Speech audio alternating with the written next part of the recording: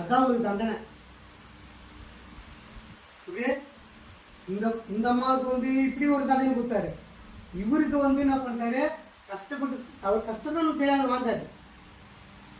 ஆனா இவங்க கஷ்டப்பட்டு வேறு தீங்கி அண்டை வெட்டி வயலில் வேலை செஞ்சு அதை திறந்து வச்சு தான் சாப்பிடணும். தலையெழுத்து 1400 கூட்டிட்டு மரணம்னு ஒன்று நிர்ணயிச்சிட்டார்.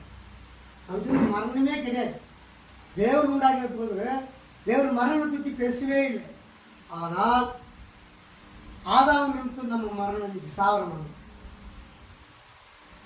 ஆதாம் நிமித்தமா இன்னைக்கு நம்ம மரணத்தை நோக்கி பார்க்கணும். எப்போ சாவு வரும், எப்போ நம்ம வாழணுன்ற இல்லை. என்னைக்கு சாவு வரும், எப்போ சாவு இல்லை, எப்போ சாவு என்ன வந்தது, ஆதாம் நிமித்தம் அவங்க பாவம் செஞ்சதுனால தேவன் எல்லாருக்கும் ஒரு தீர்ப்பு கொடுத்துரு.